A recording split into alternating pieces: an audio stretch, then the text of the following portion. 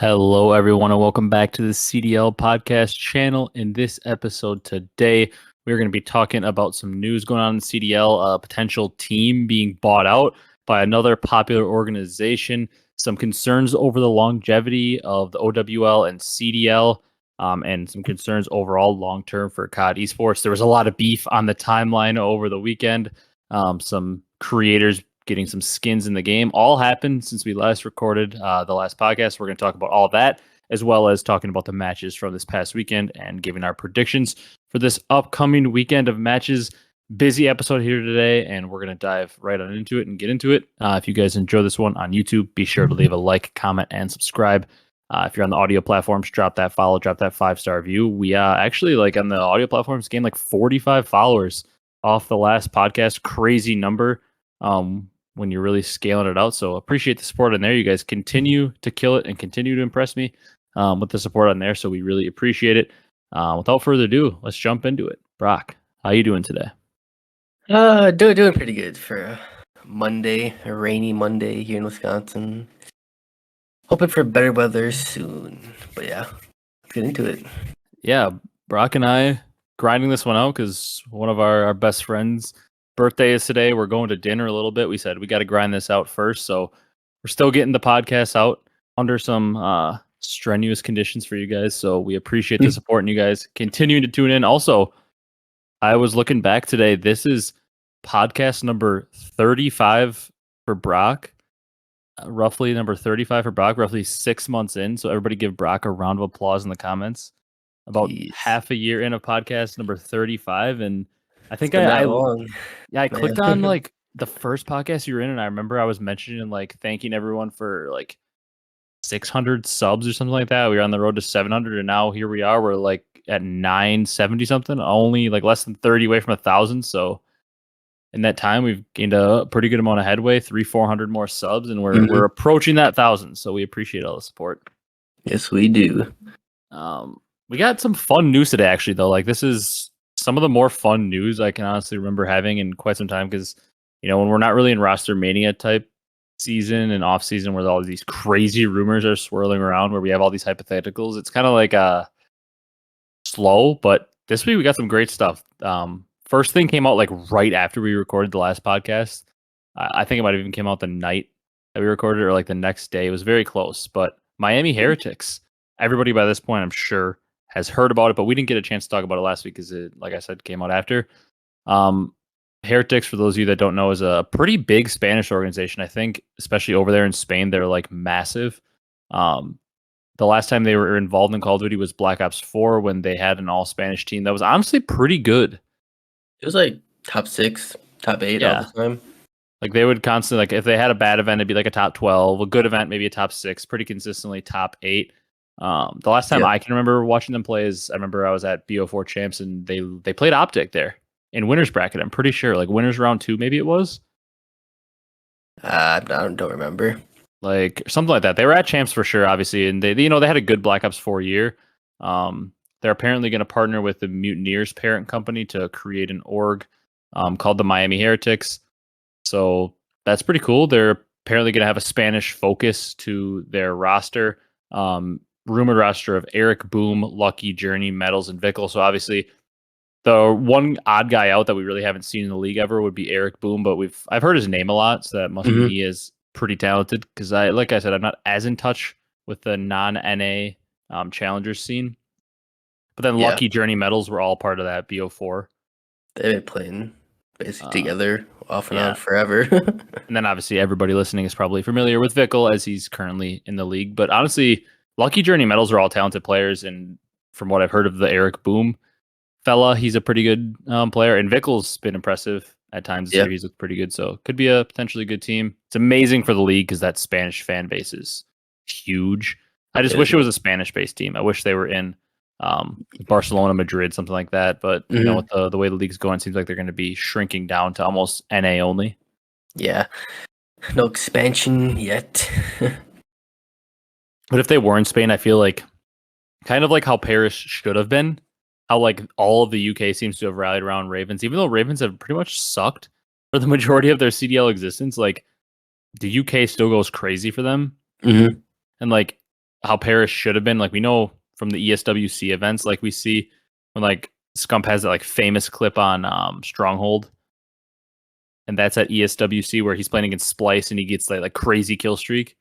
Yep, shooting Which, bodies. yeah, like that's in Paris and the crowd's going nuts. And like Paris is known to have, in France in general, known to have great crowds for Call of Duty. And you know, if the Legion would have been able to tap into that at all, that could have been crazy. So I really wish that they were going to be in Spain because I think the fan base would be crazy. But I still think it's going to be good because that fan base has been itching to get back in COD, and you know, all those folks over in Spain are going to be supporting like crazy. Oh yeah, it's be very excited to see, and I can't wait for it. To be honest, because Yeah. they're so hyped up in BO4 with the Famos, and all that. Yeah. And I also do think it seems like a decent location because I could just be completely talking wrong here, but I think there's a pretty heavy like Spanish speaking population in like Southern Florida and Miami. I think like Southern Florida, Miami specifically. I know that from like hearing about that with the Heat, like there are a ton of Hispanic fans down there. So, you know, if there's a ton of Spanish speakers, maybe they'll rally around a team being Yeah. based in Spain, which seems like a very good geographic location for a team based in Spain. Yeah, 100%. So that is very cool. I'm excited for that. Any global expansion is the best thing possible for the league, grabbing fan bases from other countries. So yeah, I'm excited for that. Yes. Some more negative news for the CDL, potentially negative, depending on how you look at it. Activision admits that there's concern over the longevity of the Overwatch League and the Call of Duty League. I have the specific quote here. I'll read quick. So it reads, "Our collaborative arrangements for our professional esports leagues, aka the Overwatch League and Call of Duty League, continue to face headwinds which are negatively impacting the operations and potentially the longevity of the leagues under the current business model. We continue to work to address these challenges, which could result in significant costs, and such efforts may prove unsuccessful." So that was from their SEC filing, which is basically, in simplified terms, like they have to talk on their business calls because they're a publicly traded company and kind of have to let people know how things are going. And that's essentially a negative for the CDL and OWL, saying that, you know, they're facing troubles with the longevity of the leagues with their current business model, and they're looking to address them, but it could be unsuccessful. Interesting. Now, Jacob Hale kind of received a lot of backlash because he was basically saying this could be 100 times setback for the CDL, and COD Esports could die as we know it. I kind of instantly, I was like one of the first people to jump on it, I feel like, and kind of quoted it where like, I see where you're coming from, where it could be negative, but I just don't think that's the case. The CWL, I don't think would instantly come back and just like a snap of a finger. But like the COD Esports infrastructure, we're seeing Scump constantly hit over 100K, and the CDL stream hitting over 100K, and like breaking viewership records all this year for concurrence. There's way too big of a fan base and everything for it to just cease to exist because the CDL dies. It might dip for a year and struggle as it gains its foot, but way too many people out there and big personalities that would want to see it succeed. So I don't think it dies, but definitely is concerning that they tried to make a league and, you know, it would fail.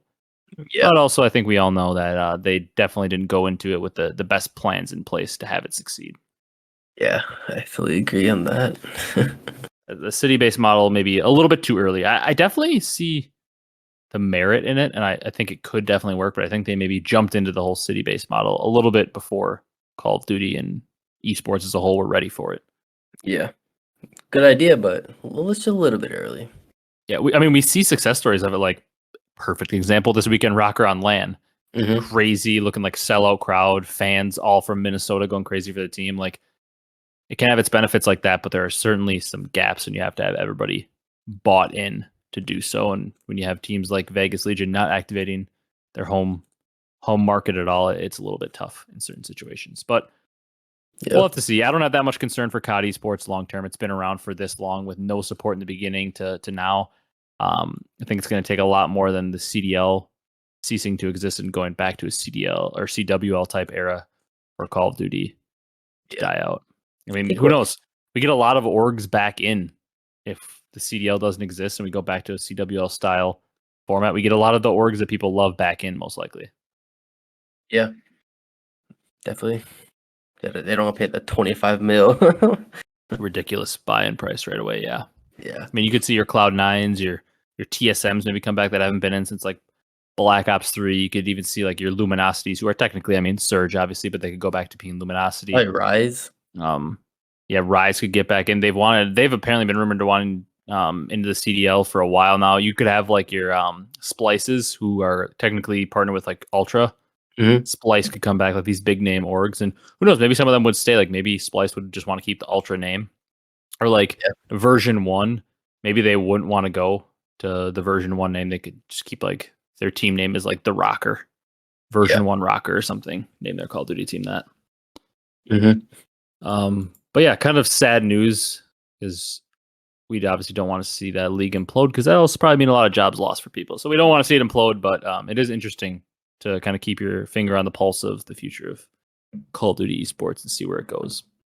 Yep. I mean, both of us have seen it go through its ebbs and flows for a long time, from before the CWL was a thing to the CWL and then to the CDL. We've seen the ebbs and flows, and it's been pretty successful in all states in terms of, popularity.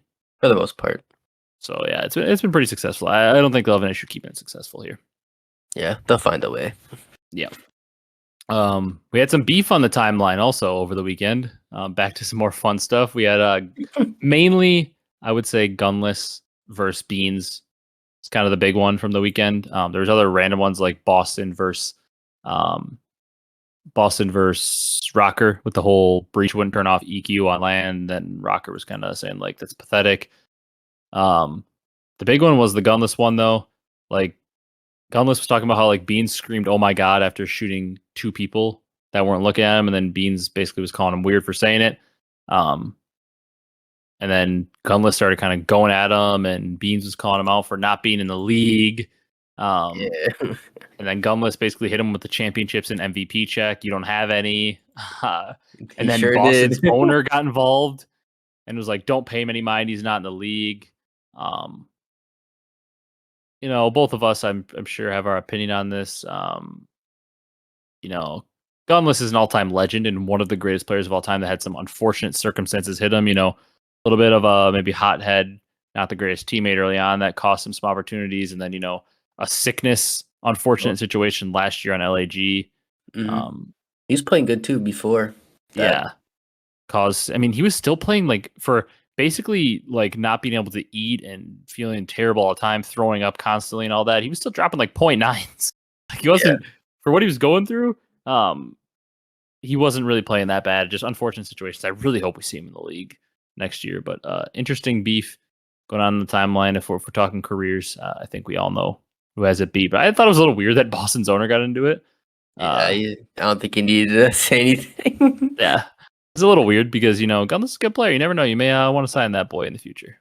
Yeah. That might rule out, like you said before, Gunless to Boston.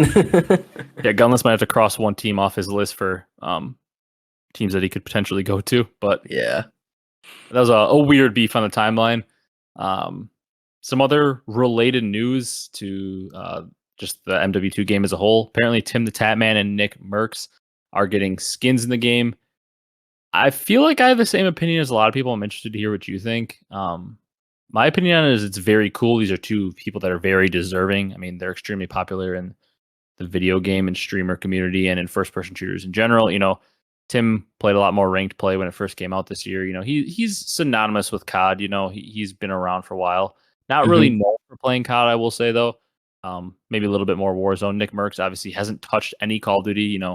I first really knew of NickMercs from his Black Ops 3 wager days.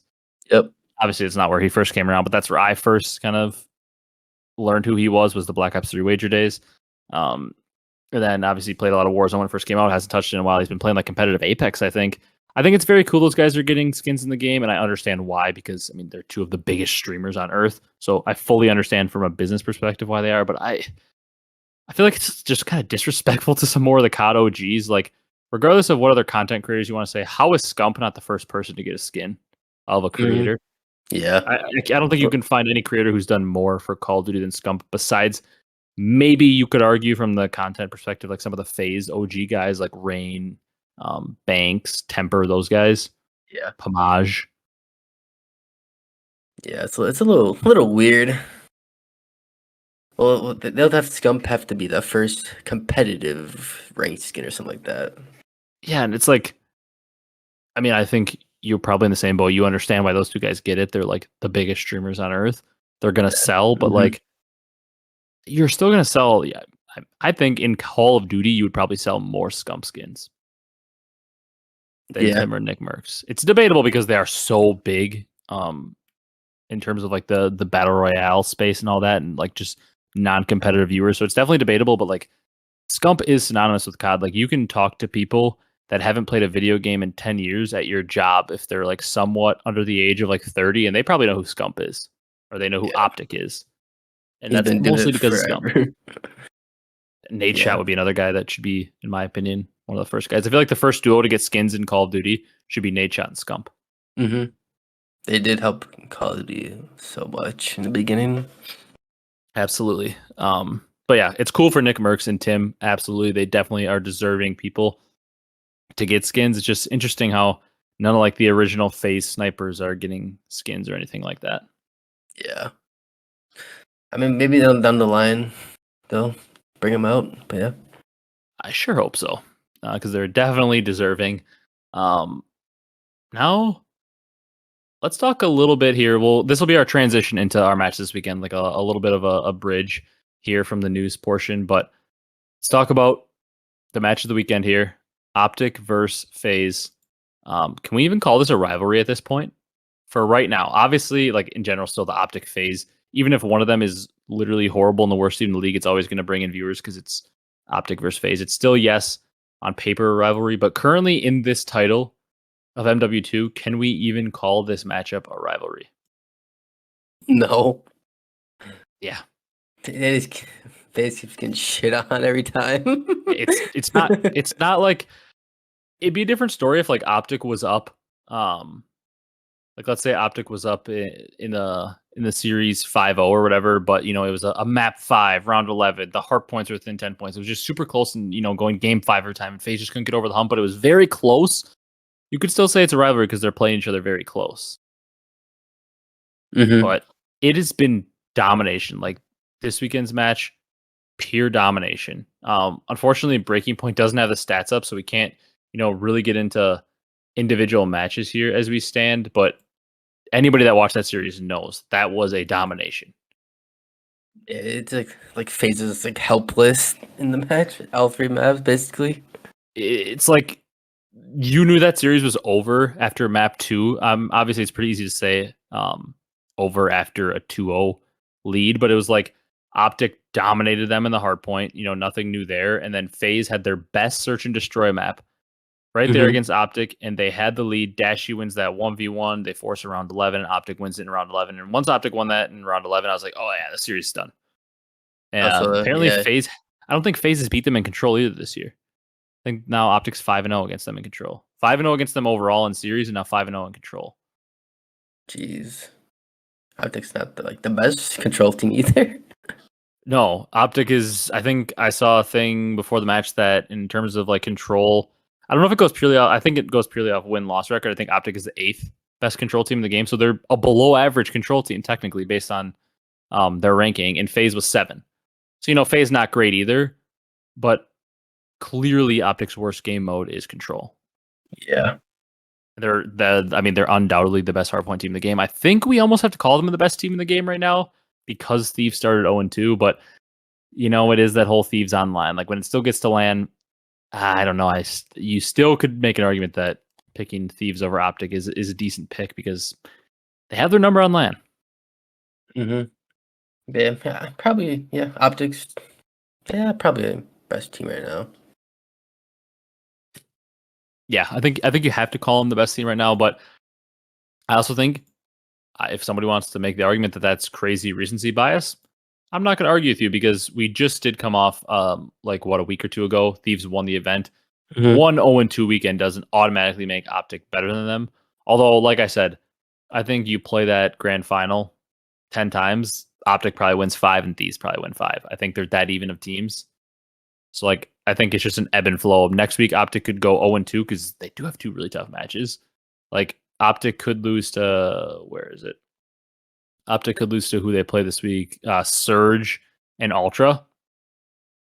And then Thieves only plays Mutineers. Mm-hmm. So like Thieves come out of the weekend with a win over Mutineers, the only team they play, and OpTic goes 0-2 against Seattle, and Ultra might be right back to calling Thieves best team in the game. Yeah. It's with those two teams, they're just so close right now that it's just gonna kind of ebb and flow. I feel like. Yeah. And OpTic did go round 11 with Faze. Vegas, despite the fact that they were maybe testing out their map pool. They auto veto Embassy Hardpoint usually, and they played that. And they did go round 11, but OpTic get the win. You can see the stats on the Call of Duty League website, by the way, if we want to talk about a match and you pull them up, but it's not as in detail or good as Breaking Point in my opinion, but you can kind of see some of the stats on there. Okay. Yeah. But yeah, I think the general basis of that question, you can't even call OpTic versus Faze a rivalry right now until Faze wins a match. Yeah. I agree. It's obviously in principle, it's kind of like a classic sports rivalry where, like, I don't know, being from Wisconsin, even though I'm not a fan, the one I think of is like Packers Bears.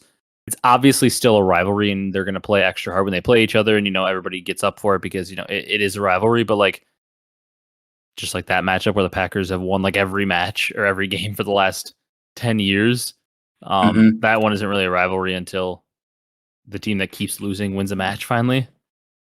Yeah, definitely. It's like a OpTic's basically the Cold War phase against OpTic. Yeah, and in that game you couldn't really call it a rivalry either because FaZe had won it so much.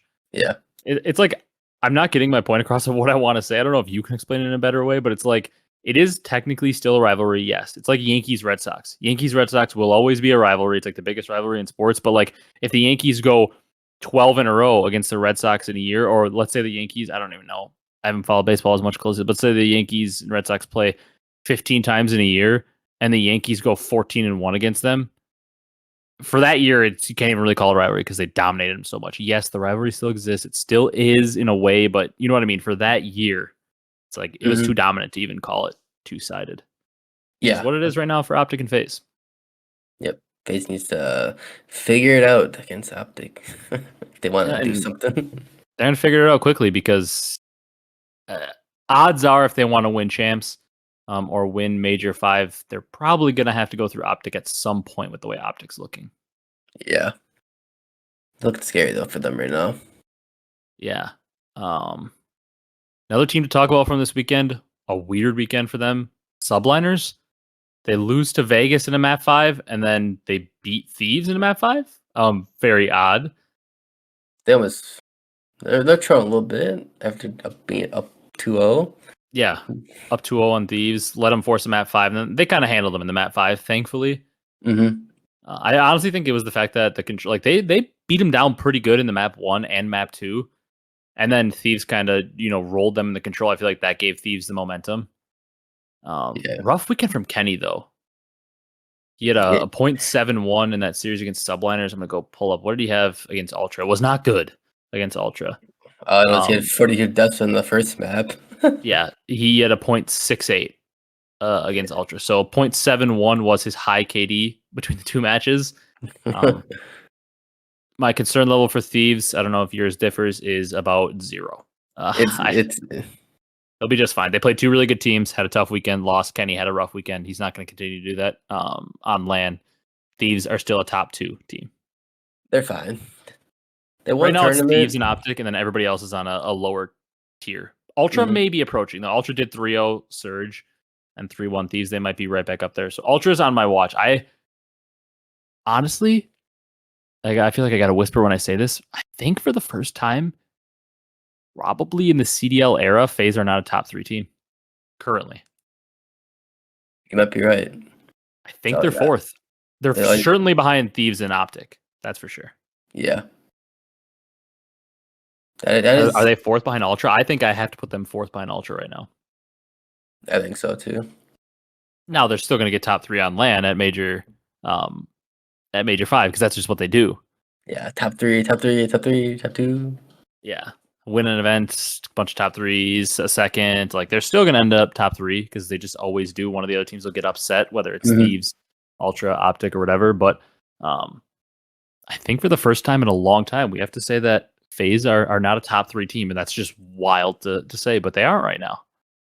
They definitely are. They need to fix some things, especially with Simp not doing so well again.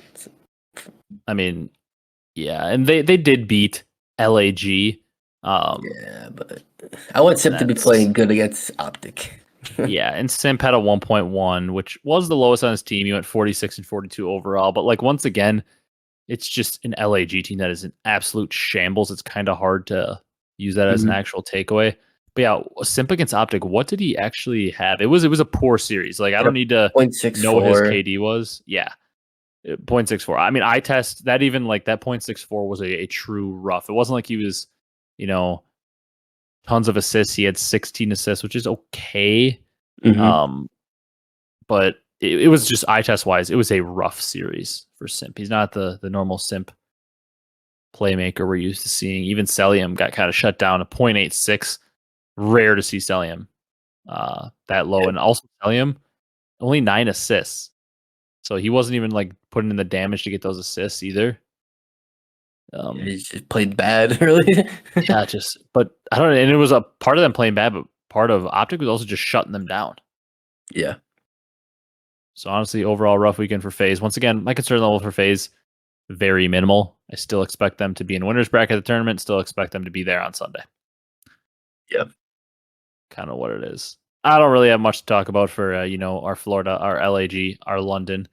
They're trying. They're trying their best. They're there. They exist. Rocker went 1-1 on LAN. I will always and forever support any team doing a local event. I love that Rocker did it. The crowd looked amazing. Shout out to you, Mm-hmm. Minnesota. I hope everybody had a fantastic time at the event. Rocker, they do it right. Still, I have to say the org I just love the most in the CDL. I don't like to show any bias, no matter what players I'm rooting for, but Rocker, the org that just does it right for their local market. So shout out to Rocker for putting on another fantastic event. Wish we could have gone, but a little bit of a drive for us. Yep. They do it right, and that's for damn sure. Yeah, they're an org that I will forever and always respect, even if like when I see version 1 and other esports, I know they were in Valorant for a little bit. I like to, support them just because I like the way their org runs. But Mm-hmm. other team from this weekend, Boston, no EQ being turned off. They do take out Minnesota. A good weekend for them in Vivid's first match back. The pace was certainly there, Jeez. Vivid and Kremp. One Yep. thing I like to see from this weekend, though, Awakening and Beans engagements seem to be more on par. And Awakening had a 1.41, Beans had a 1.3.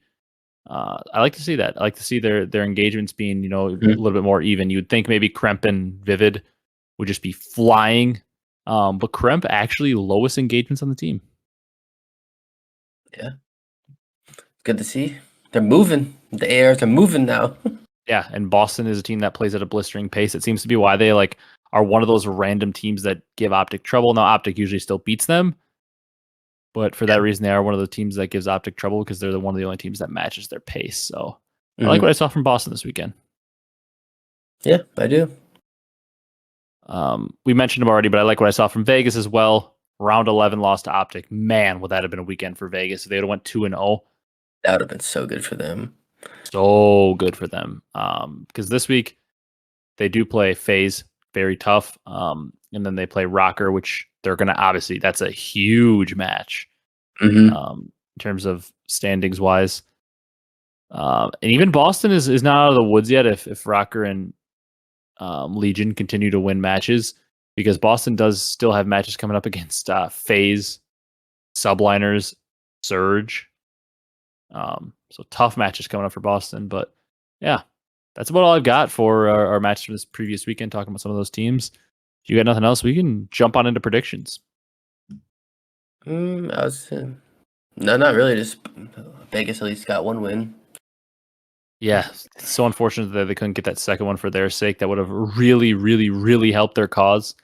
But they've got a big weekend coming up, because if they can upset Faze, they go into a match against Minnesota where they could gain 20 points if they win both, and Minnesota only has the one match against Vegas, so they could gain 0, and I believe that would tie them up. Yeah, It'd be crazy. Let's go get these predictions Vegas. going though. Yes, So sir. from last week, both had a very good week, honestly, in terms of predictions.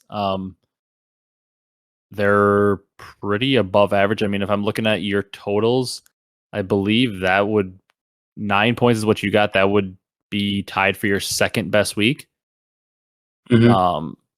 And I got 12 points, which would be like tied for my third highest. So pretty good overall for both of us. And I don't know, like this isn't scientific hard facts here, but when I look at it, I had 1, 2, 3, 4 matches with exact map counts and winner right, and you also had 4. When there are 9 matches on a weekend or 10 matches on a weekend, yeah, 10. 4 for 10 in terms of perfect map count is pretty damn good. Yeah. You got your 4-pointer exactly right with that Atlanta 3-0 over LAG, but LAG didn't end up costing you later when you picked them over Florida. Honestly, you were going to smoke me this weekend, but you went 0 for 3 on Sunday. And I went 3-0 on Sunday with 2 correct map predictions. Yeah, that's Sunday. Just unlucky. Yeah, and you only lost by 3 points despite me kind of rolling you on Mm-hmm. Sunday. So pretty good weekend. I'm up 12-9 on our score. Same thing as we always do. You can make the prediction. If you get the map count right, you get a bonus point on top of either putting 1 or 2 point bets on the match. We each get 1 match to put 4 on, and you get the first right to pick this week because I won week 1. So you can veto it away. Let's dive into these predictions. So when I was looking through these, first day, kind of some duds of matches. We got Toilet Bowl for match 1.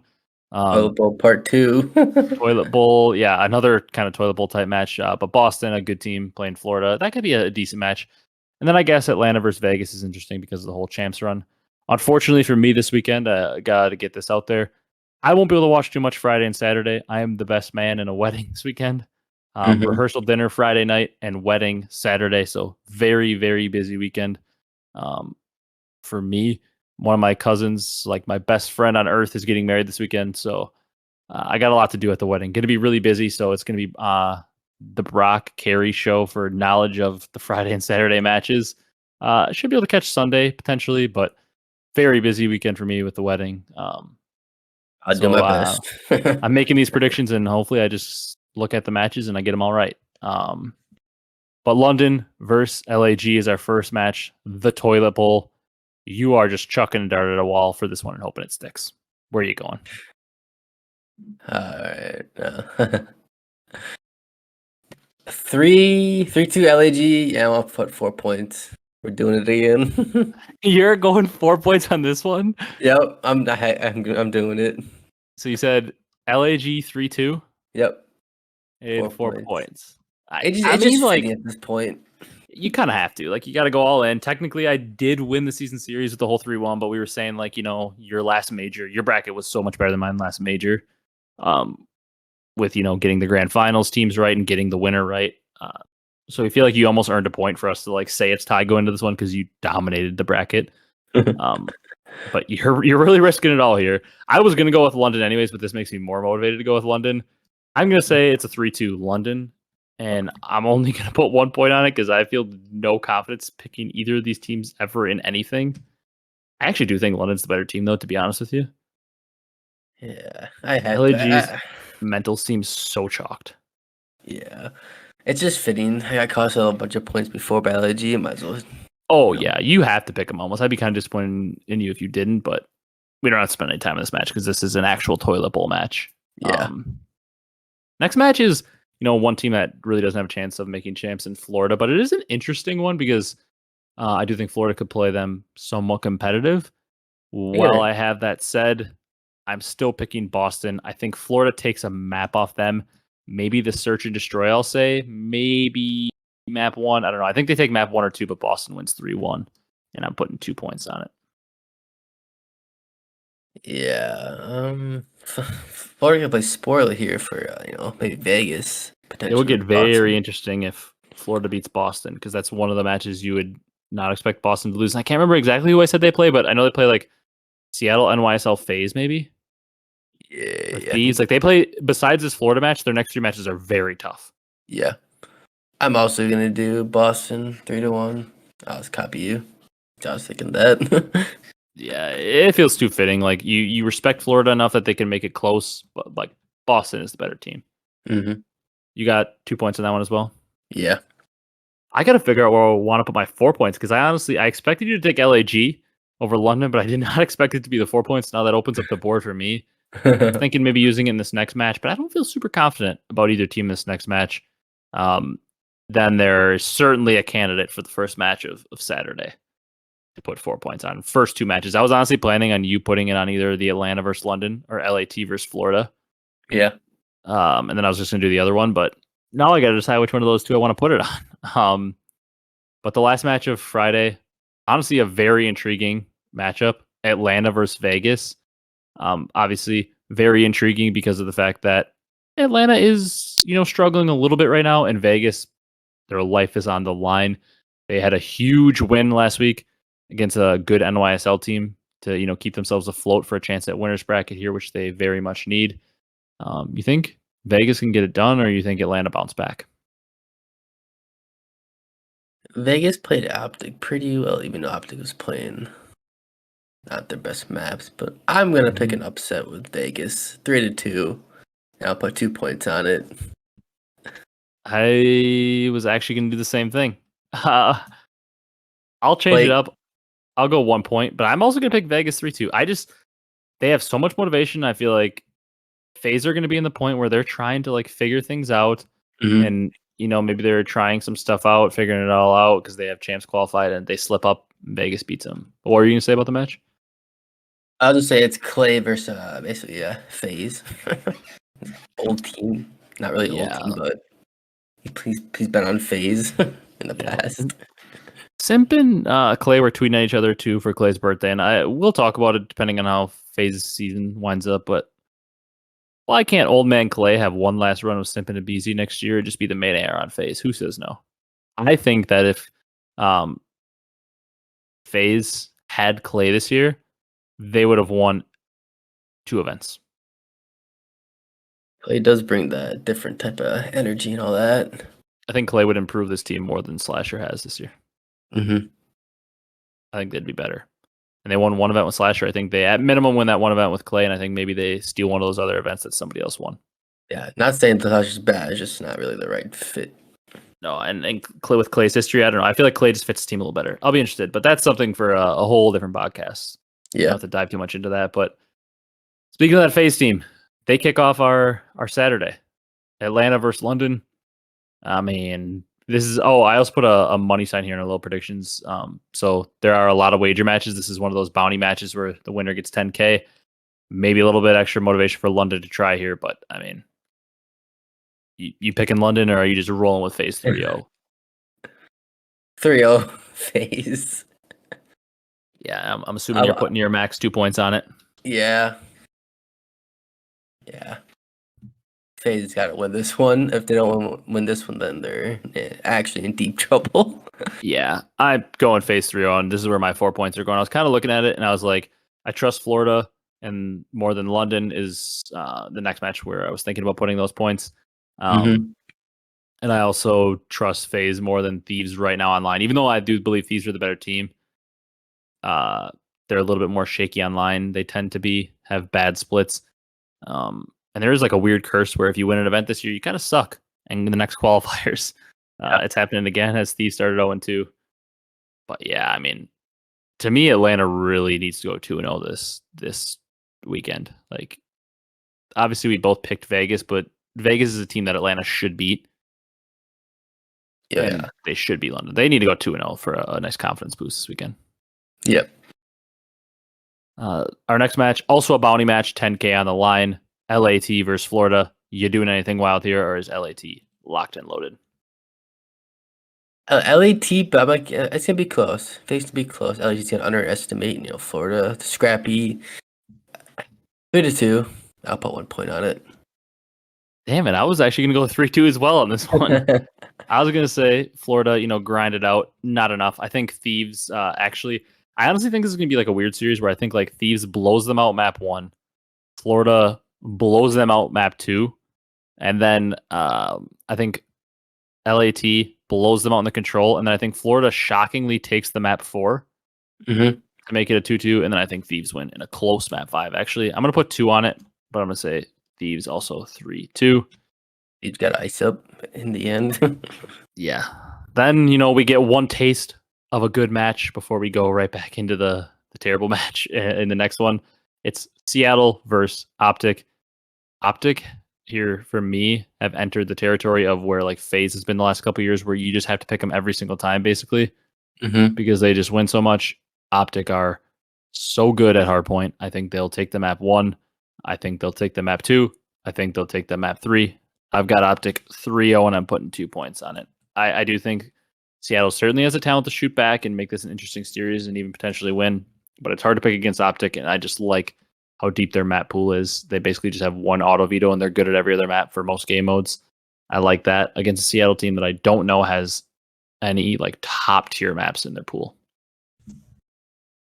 Yeah, I'll give Seattle one map 3-1, and I'll put 2 points as well.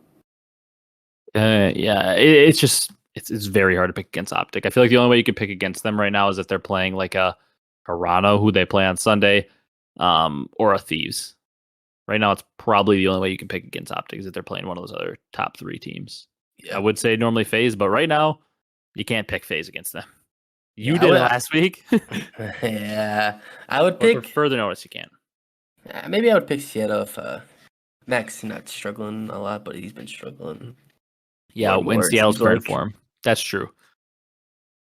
Maybe even like NYSL if they're on their right form. But right now, like the only 2 teams you can reliably not be looked at weird if you pick is like probably Toronto and Thieves over OpTic. Yeah. Speaking of back to our terrible matches, our last match of Saturday is another bounty match. NYSL versus LAG, 10K on the line. Are you going with LAG again, putting all your points on them for one of the last weeks you can this year? No, because they already won. They're already going to beat London up top, so they're not going to go 2-0. They're going to lose, but close. 3-2, game 5. Putting 1 or 2 on it. I'll put 1.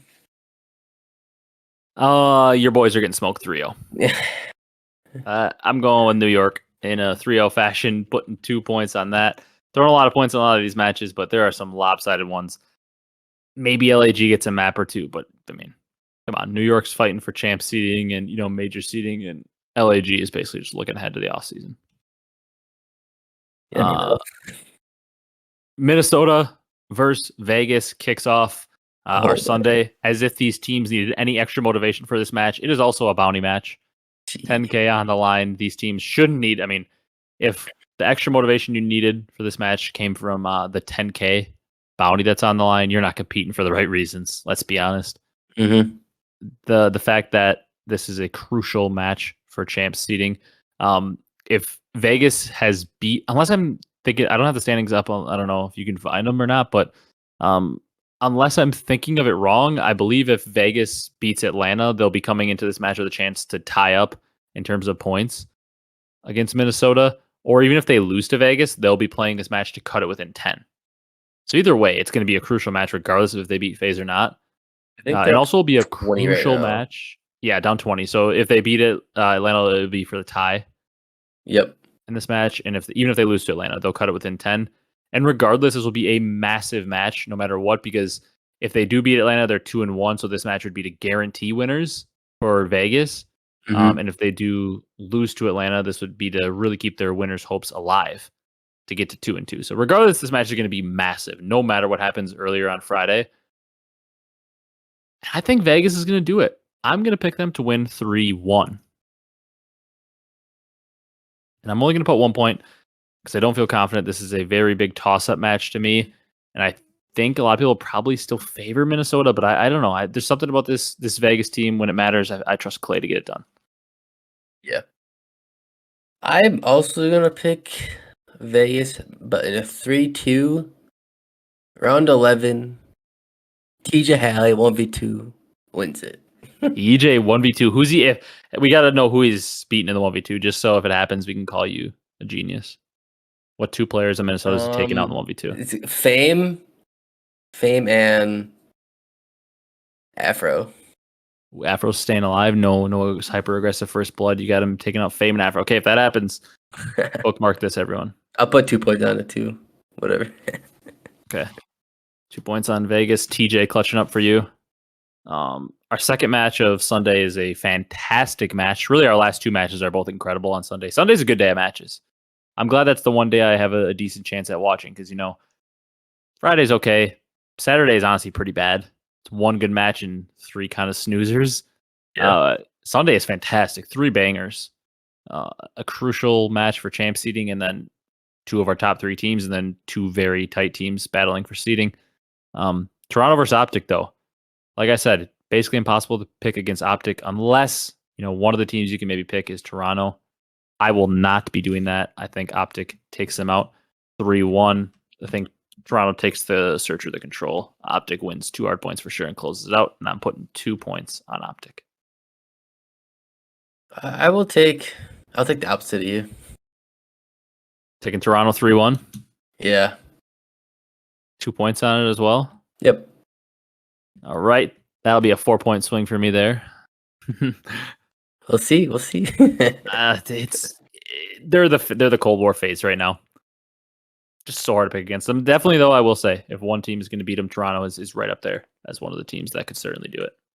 Toronto did beat Faze in Cold War in a tournament. That is true.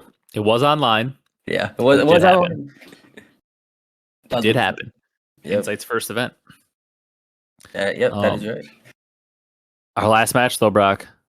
Seattle versus Boston. Banger of a match. These teams forever now have felt like they're right next to each other in terms of our power rankings. They're 5-6, 6-7, 4-5, whatever time of year it is. They seem to always be right next to each other, neck and neck. New look Boston, bounty match, 10K on the line. Who you got, Boston or Seattle? Things could get interesting depending on our results of our other matches because Boston is just, barely hanging on to that champ spot ahead of both Vegas and Minnesota. Seattle wins it 3-1. Boston takes the search, but it'll be too much for Simp Pred, too much for Boston to handle, and I'll put 1 point on it. Okay, man, I really also want to go with them. The funny part is, we were lockstep on Friday, except the LAG versus London match, which could be a huge swing considering you have 4 points in LAG. We picked the exact same teams on Saturday, and now we're opposite in the second match. I always end up picking Seattle, and I'm not going to stray from it. I think Seattle wins 3-2, and I'll put another 2 points on it. So I'm going to go a little bit bigger, so the swings will be a little bit different, but I'm going to put 2 points on that one. Seattle 3-2. I have a feeling that Boston's going to win it, but I just always pick Seattle, and it's kind of like I can't. It's like when you're playing roulette. You're always picking black. You can't randomly switch to red one time. I got to just keep picking Seattle. They got to hit for me eventually, right? I picked them to win an event. I picked them to go to the finals, and they never do it. I'm going to keep picking them, put my faith. I like that, the way accuracy's playing. Looking for Mac to have a bounce back. If Mac doesn't bounce back, Seattle will lose the series, though. Yeah, 100%. That's going to do it, though, for our predictions there. You got anything else, or you want to wrap it up and get out of here? No, I'm just excited for the Miami Heretics for next year. I'm very excited for that as well. Yeah, Brock and I have a little birthday dinner to get to, so I'm gonna get you guys out of here. It was maybe a little bit shorter episode by like 10 minutes today than normal, but good, fun episode. Lots of fun news to talk about. Let's get another round of applause for Brock in the comments. I better see you guys all clapping down there. 35th episode for Brock, about 6-7 months in, and we're on the road to 1,000 subs. So if you guys could drop a like, comment, and sub on this video, help us get to that 1K mark. We'd greatly appreciate it. If you're on the audio platforms, drop a follow, drop a 5-star review. That's going to do it for this one. Busy weekend for me coming up, so I'm going to try to catch as much of the action as I can, and then come back at you guys next week with another episode. We appreciate the support, like I said, as always. Thank you guys so much for watching, and we will see you in the next one.